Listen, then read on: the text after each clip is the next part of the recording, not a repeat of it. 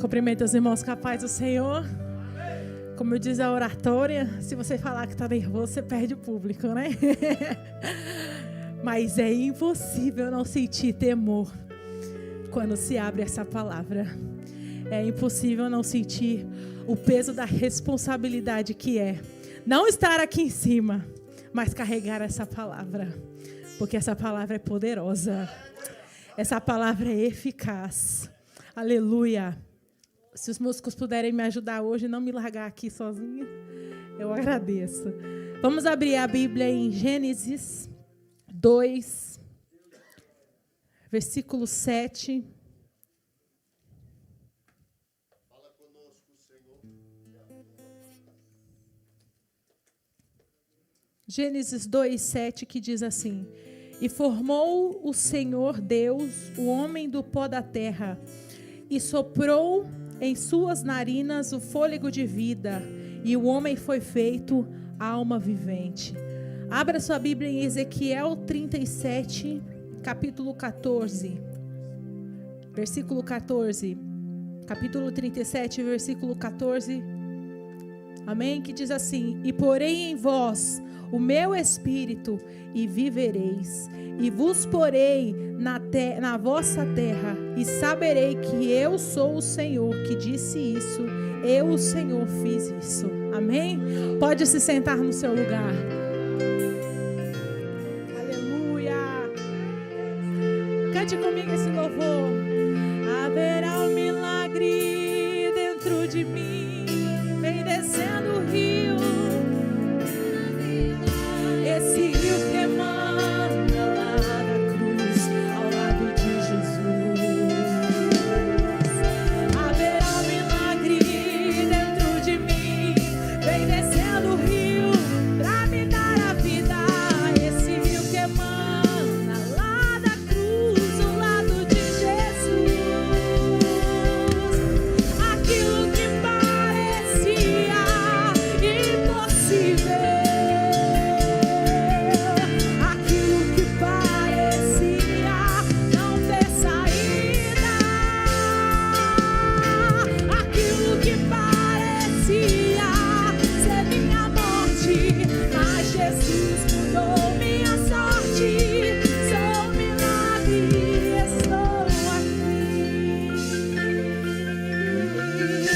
você é um milagre de Deus. Nós somos um milagre de Deus. Criaturas feitas pelo Criador. Gênesis 2 diz que pelo poder da sua palavra todas as coisas foram feitas. O Deus que criou os céus e a terra, criou também você. Criou você também a mim. E Gênesis 2 não deixa claro somente o Deus Criador, mas também a fragilidade da criação. A fragilidade minha e sua, feitos de barro, criados e moldados pela mão de um Deus poderoso. E essa palavra que criou todas as coisas, essa palavra que fez todas as coisas virem à existência, é a mesma palavra que vai levantar você aqui nessa noite. Pelo poder da sua palavra, todas as coisas foram feitas. Hebreus 11:3 diz que pela fé nós entendemos que os mundos foram criados pela palavra de Deus, de maneira que aquilo que se vê foi feito daquilo que não é aparente. Porque a palavra de Deus, ela tem poder de trazer à existência as coisas que não existem. Nós, como seres humanos, temos o poder de criar muitas coisas. Nós criamos muitas coisas usando a matéria que Deus criou. Mas só Deus pode trazer à existência coisas que não existem. Só Deus pode criar tudo do nada. Só Deus que pode dizer haja e ouve. Nós somos limitados a criar coisas baseado naquilo que Deus já criou. Mas Deus não. Deus traz à existência coisas que não existem. E essa mesma palavra que trouxe à existência as coisas que não existem, estava manifestada. O nome dela era Jesus. Ele era o verbo, ele era a palavra manifestada. E todas as vezes que Jesus abria a sua boca, havia milagre, havia ressurreição, havia cura. A palavra que saía da boca de Jesus mudava histórias. A palavra que saía da boca de Jesus levantava mortos. Jesus disse para aquela menina: Talita cumi, menina, levanta. E a menina levantou e a menina viveu. Jesus tocou no esquife, ele tocou no esquife, mas o que fez aquele jovem ressuscitar foi a palavra de Jesus. Jovem, levanta, vive. Jesus chega depois de 4 dias que Lázaro estava morto, e a palavra que sai da boca de Jesus é: Lázaro, vem para fora. A palavra que saía da boca de Jesus fazia acontecer. A palavra que sai da boca de Jesus, ela ainda manifesta milagres. O nome de Jesus ainda manifesta milagres. O nome de Jesus ainda opera maravilhas. Ele está aqui. Talvez você não ouça a voz dele, talvez você não ouça a palavra que sai da boca dele, mas ele mesmo que disse: em meu nome expulsarão demônios, em meu nome curarão os enfermos, em meu nome ressuscitarão os mortos, em meu nome vidas serão libertas. Use o nome de Jesus. Use o nome de Jesus. Esse nome ainda tem poder para trazer à existência coisas que não existem. Esse nome ainda tem poder para levantar os mortos. Esse nome ainda tem poder para restaurar você que chegou aqui morto, sem vida. Aleluia, aleluia. E esse mesmo verbo estava lá na criação. Esse mesmo verbo estava com Deus. Todas as vezes que Deus dizia haja, o verbo era manifestado. Ele dizia haja luz. Pode me ajudar a pregar? E ele dizia haja luz, e houve luz. Ele dizia ao mar: dê os seus peixes, e o mar deu os seus peixes. Todas as vezes que Deus manifestava a sua palavra, algo era criado. Mas quando ele foi fazer eu e você, o verbo, o Criador e o Espírito se juntaram e disseram: façamos o homem a nossa imagem e semelhança. Não era mais só o verbo, não era mais só o Criador, não era mais só o Espírito. Era 3 em 1 trabalhando em você. Era 3 em 1 trabalhando em mim. Você pode entender o privilégio que você tem. O Deus que criou todas as coisas, o Verbo encarnado, o Espírito Santo trabalhando em você, criando o homem à sua imagem e semelhança. Eu posso imaginar Deus modelando o homem, Deus modelando você. Eu posso imaginar Deus modelando o seu fêmur, juntando com a tíbia. Eu posso imaginar Deus modelando o seu crânio, juntando com a sua coluna. Eu posso imaginar Deus te cobrindo de nervos, te vestindo de carne, te cobrindo com pele, e olhando para você e dizendo: olha como se parece conosco, olha a semelhança conosco. Imagine Ele olhando e dizendo: isso é muito bom. Mas faltava algo ainda em você, faltava o toque especial de Deus.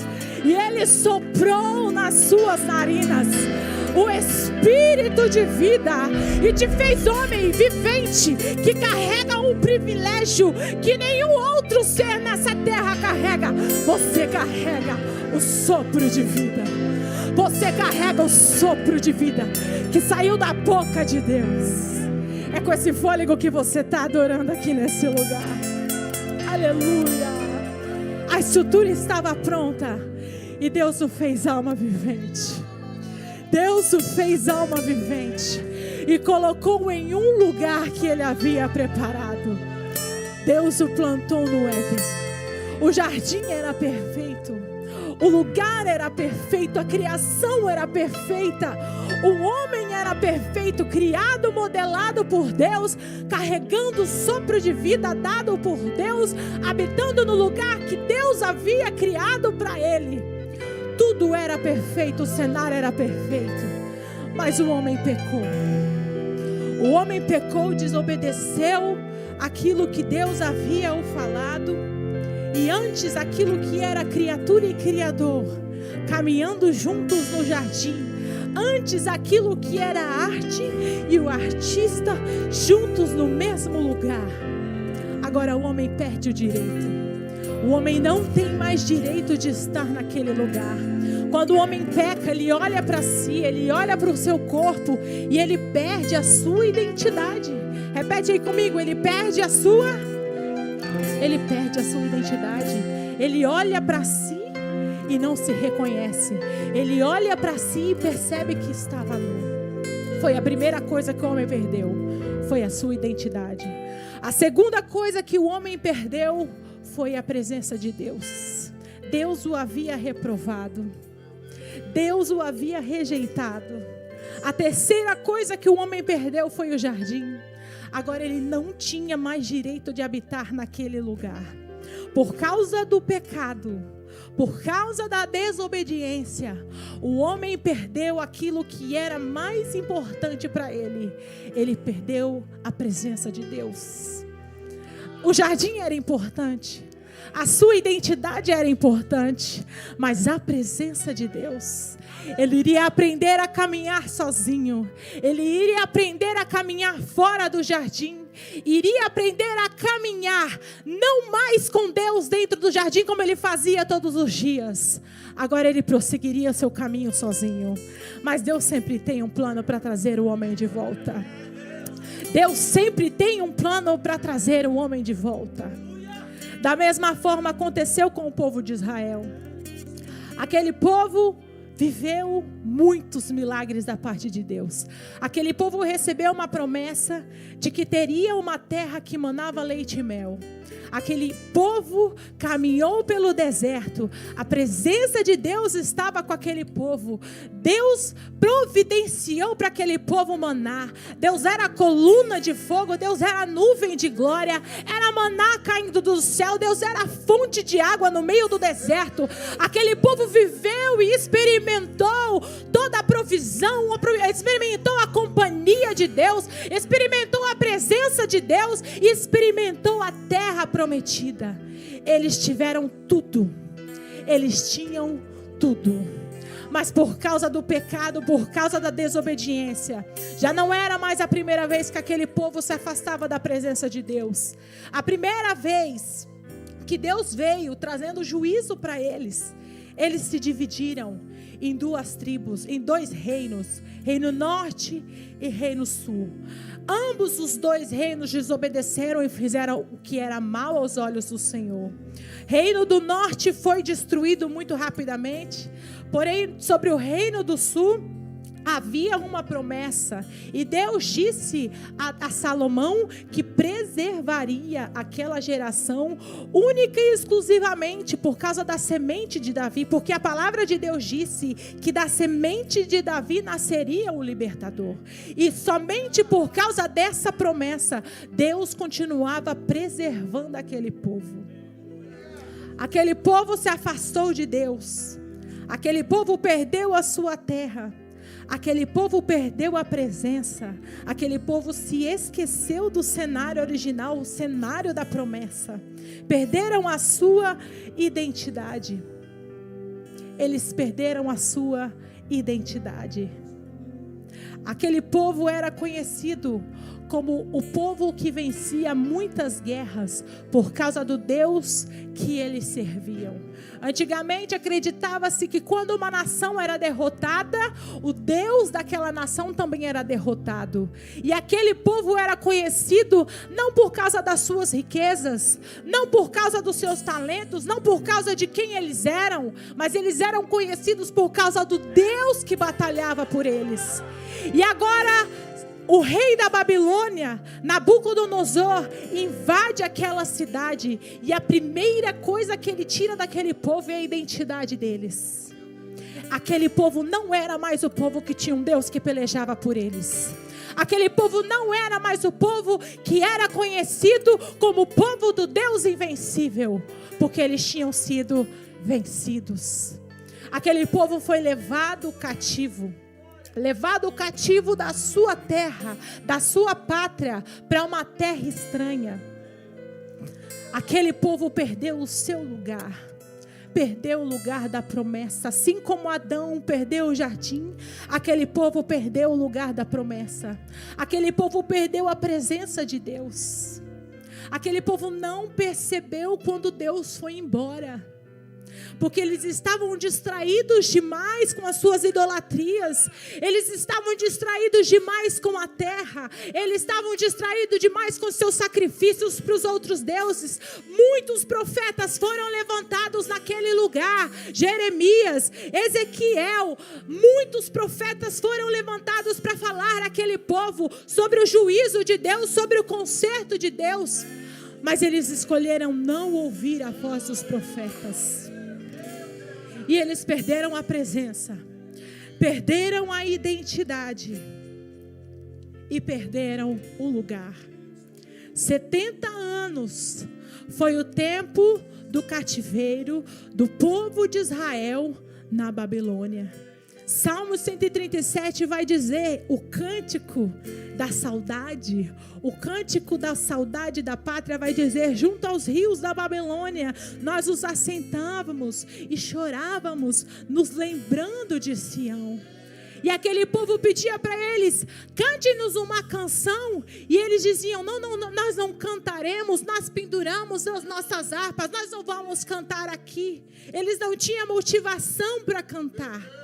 Não tinham motivação para cantar em terra estranha. E eles achavam que a motivação não existia, porque eles estavam exilados em uma terra estranha. Mas eles não entendiam que o que motivava eles a cantar não era a terra, não era a liberdade, era a presença de Deus que eles haviam perdido. Paulo e Silas estavam presos, amarrados, em correntes, numa cadeia, açoitados, sem liberdade. Não sabiam se sairiam dali vivos, mas a motivação ardia no coração deles, porque a presença de Deus estava com eles. A presença de Deus colocava um cântico novo na boca deles.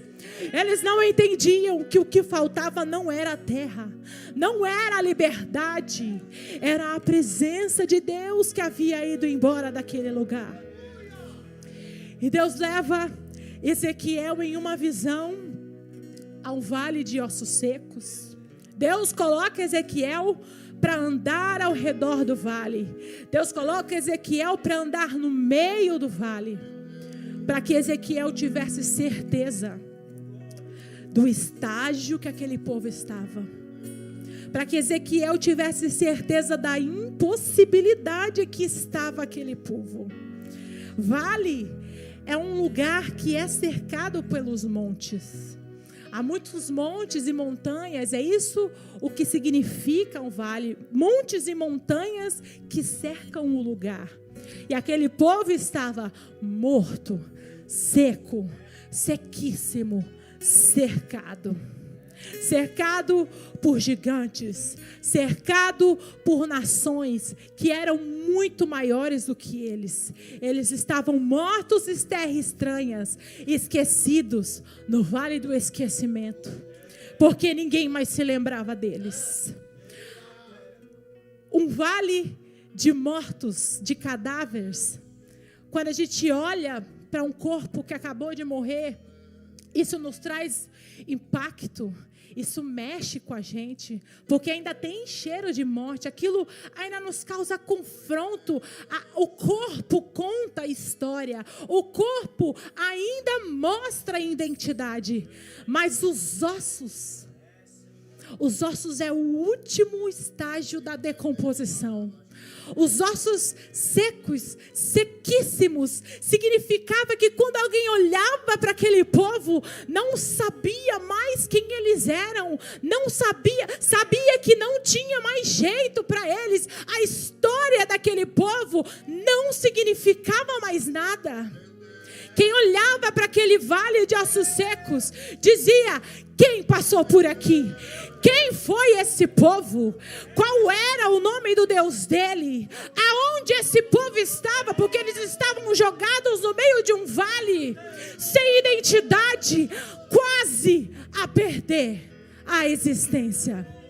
no penúltimo estágio da inexistência.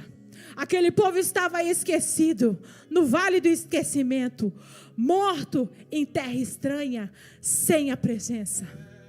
E Deus pergunta a Ezequiel: Ezequiel, você acha que esses ossos podem viver? Deus faz uma pergunta, mas Deus não responde. E Ezequiel, que era muito sábio, diz: Senhor Jeová. Senhor Jeová com letras garrafais, que está aqui na minha Bíblia. E para nós, o nome de Deus é Jeová, mas para o povo de Israel é um nome impronunciável. Mas para nós significa eu sou. Ele é o eu sou. Quando Ezequiel olha para aquele vale, ele olha para o tamanho da impossibilidade. Ele diz: Senhor, eu não sei, mas você é o eu sou. Tu és o grande eu sou. Ezequiel entendia que o Deus que estava no princípio, porque a palavra de Deus disse: antes que houvesse, eu sou. E não há quem possa fazer escapar das minhas mãos. Ele sabia que antes que houvesse a impossibilidade, ele já era um milagre. Ele sabia que antes que houvesse morte, antes que a morte existia, ele já era vida. Ele sabia que antes que houvesse ossos secos, ele já era restauração. Ele sabia que o grande eu sou estava ali com ele. E ele disse: Senhor Jeová, o Senhor, o grande eu sou, tu o sabes. E Deus não responde a pergunta. E muitas vezes é assim. Deus faz pergunta para a gente e não responde. Ele dá ordem. Deus faz pergunta para nós e fala: você acha que dá? Qual que é a sua resposta? Faça aquilo que Deus te ordenar. Não espere de Deus uma explicação. Ezequiel podia esperar de Deus uma explicação científica. Esses ossos podem viver, porque eu posso fazer, porque eu posso acontecer. Mas não, Deus diz para ele: profetiza. Ezequiel sabia quem era o Deus que estava falando com ele. Ele sabia quem era o Deus que estava colocando a palavra na boca dele. E ele não pensou duas vezes e repetiu tudo o que Deus mandou ele dizer.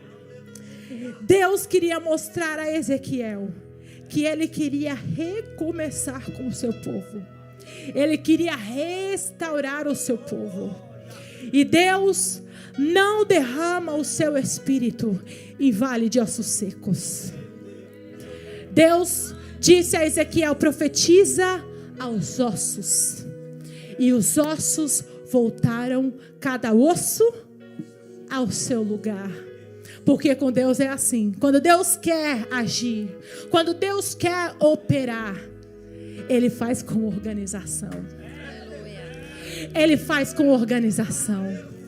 E Deus queria mostrar para Ezequiel que ele ia começar de dentro para fora.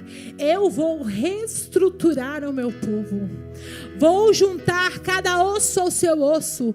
Vou fazer crescer nervos de novo. Vou fazer crescer carne sobre eles.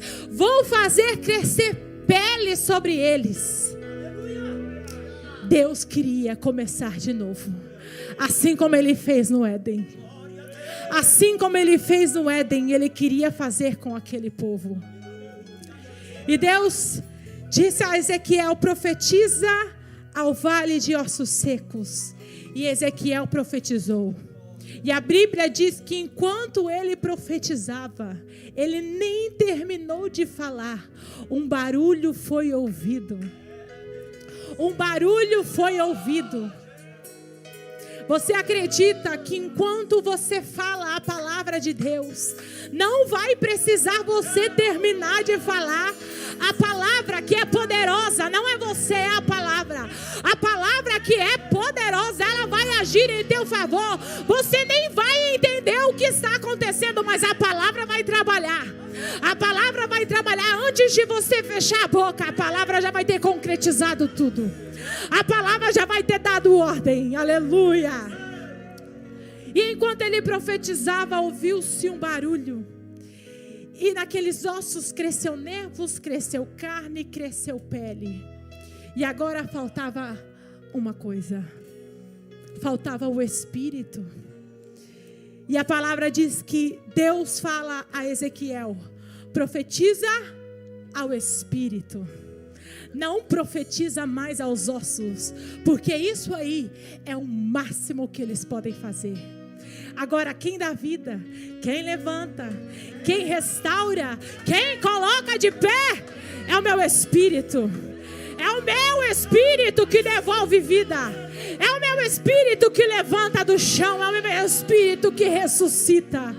E a palavra diz que Ezequiel profetizou: o vento dos quatro cantos assopra sobre esse vale.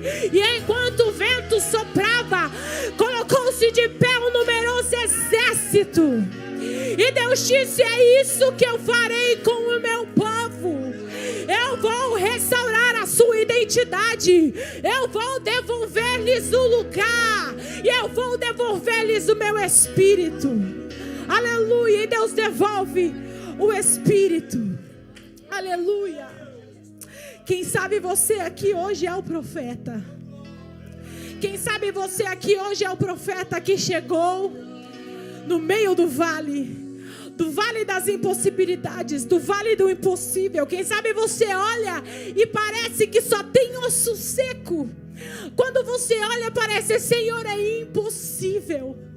É impossível voltar ao estágio original. Isso é impossível. É impossível. Mas a palavra do Senhor hoje, ela está liberada na sua boca. Quando você abrir a sua boca e deixar essa palavra que desce do céu aqui para você agir em seu favor, você vai ver milagres acontecer. O vale vai se transformar, porque o poder não está em você, o poder está na palavra que Ele coloca na sua boca hoje. Ele coloca a palavra na sua boca hoje. Ele te entrega autoridade. Receba a autoridade de Deus para profetizar sobre esse vale. Receba a autoridade de Deus para clamar aonde é impossível. Receba a autoridade de Deus para proclamar vida. Vida onde é morte. Aleluia. Quem sabe você, os ossos secos. Aleluia. Chegou aqui sem esperança. Perdeu tudo que recebeu de Deus. Perdeu a presença, perdeu o lugar secreto, não sabe mais quem é. A palavra de Deus hoje te ressuscita. A palavra de Deus hoje te levanta. E Ele diz: eu vou restaurar a sua estrutura. Vou te trazer de volta para a minha presença. Vou te devolver a terra. Eu vou fazer tudo de novo, porque eu sou o Deus da restauração. Mas a aliança quebrada, eu não vou restituir. Eu farei uma nova.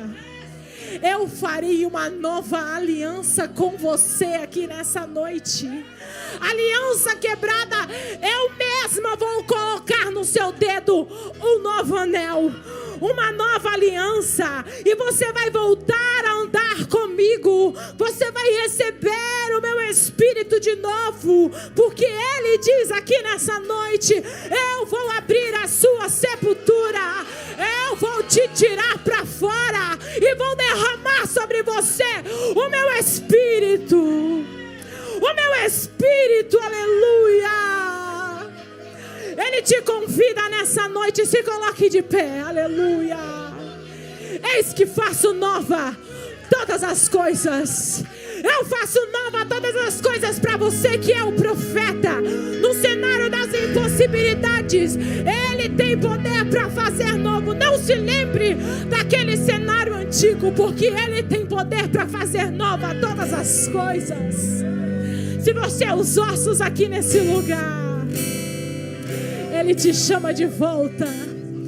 Ele te chama de volta à vida. Quem sabe como um filho pródigo, você foi embora. A abandonou a casa do Pai, se esqueceu do lugar que você tinha, gastou tudo que tinha com o mundo, e quando você chegou lá, você já não sabia mais quem era, comeu bolota dos porcos, sentiu saudade da casa do Pai, mas o Pai hoje está com os braços abertos para você, está com a porta aberta para você, está te esperando com roupas novas, com um banquete, com um anel para colocar no seu dedo e te dizer: eu faço nova todas as coisas, eu faço nova todas as coisas. Aleluia.